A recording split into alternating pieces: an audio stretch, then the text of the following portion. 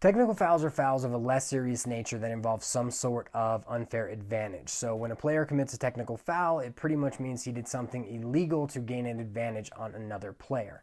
When a technical foul occurs, play will be stopped immediately, and the player who did the foul will be explained what he did, and the ball will be awarded to the other team. The ball will be awarded as close to the location of the foul as possible.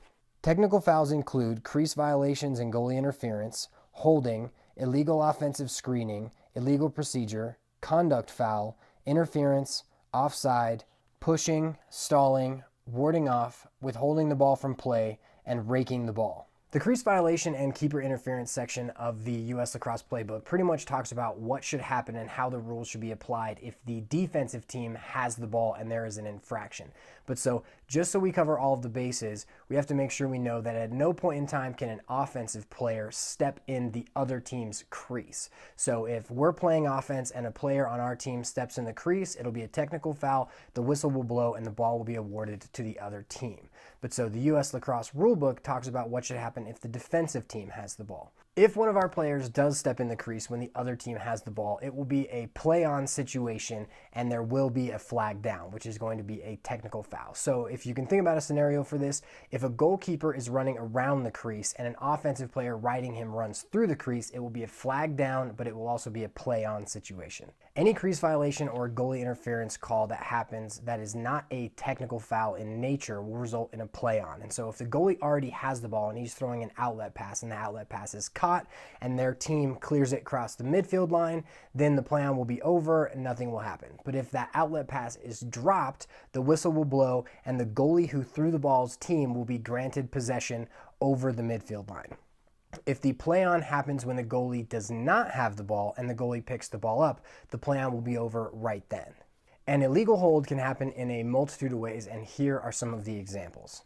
First, if a player tries to use the handle between their hands, this section right here, that will be an illegal hold call. Second, anytime a player steps on another player's stick and holds it down, that is a hold call.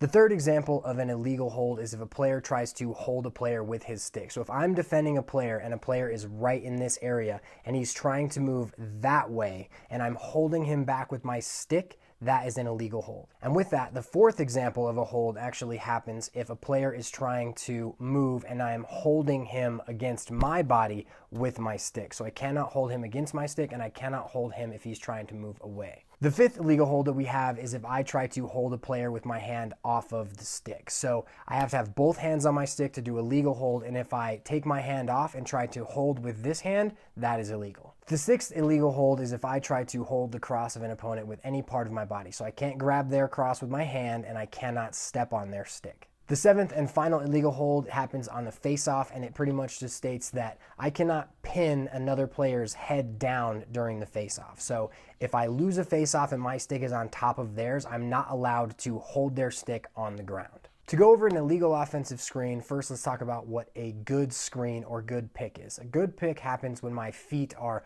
no wider than shoulder width apart, my feet are stationary and I am stationary, so I'm not trying to bump anyone, and my stick is in tight towards my body. So an illegal offensive screen is when any of those items don't happen. So I'm not allowed to be moving to bump another player. I'm also not allowed to have my feet wider than shoulder width, and I cannot have my stick extended trying to bump another player.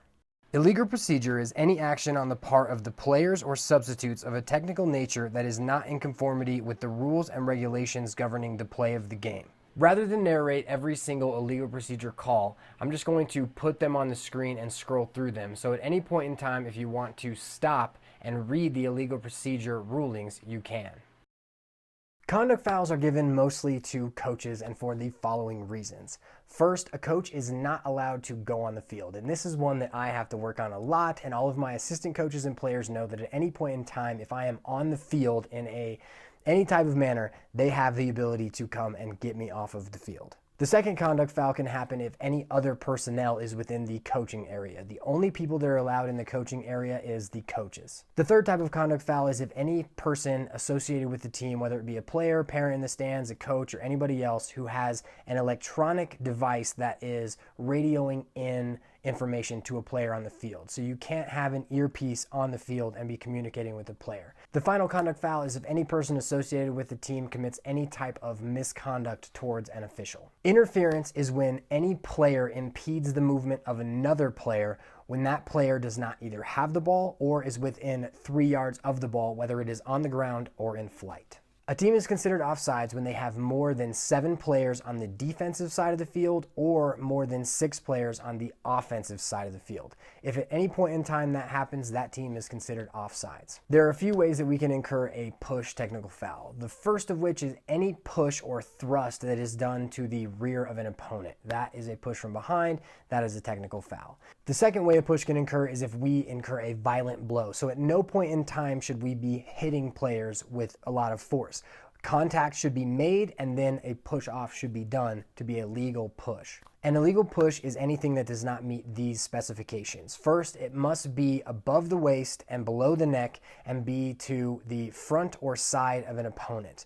Also, that opponent must either be in possession of the ball or be within 3 yards of the ball that is either on the ground or in flight. The player doing the pushing must have both hands on the stick and use his gloved hands, forearm, or shoulder. A stalling warning can be called at any point in time when a team is not actively going towards the goal. And once a stall warning is called, in which case the referees will go like this, the offensive team has to keep the ball within the restraining line and end line as well as the extended wing lines like we showed you. So they have to keep the ball in the box.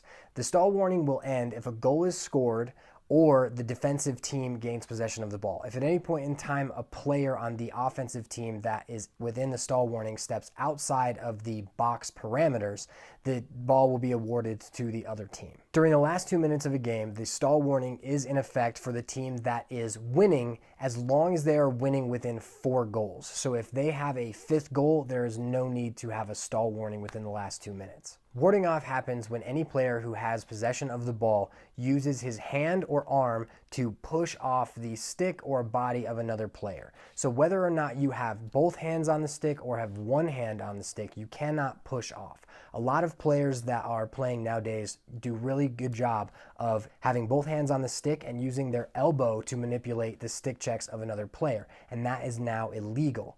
One thing that you can do though is you can try to block checks that come in as long as you are not moving your arm. So you cannot push off with your elbow even if you have 2 hands on the stick, and you cannot push off regardless if you have 1 hand on the stick. Withholding the ball from play pretty much means that you cannot at any point in time withhold the ball by laying on the ball, trapping it with your stick. And if you end up doing this multiple times by just trapping the ball wherever it may be, this can actually result in an unsportsmanlike conduct foul. The final rule that we have, and this is a rule that is in effect from the 6U age division all the way up to the 12U age division, and it is raking. And this is a brand new rule for 2017. It pretty much states that at any point in time, players are not allowed to pull the ball back using the back of their stick in order to pick it up. So players will be forced to scoop through the ball rather than trap it with the back of their stick, pull it back, and then pick it up.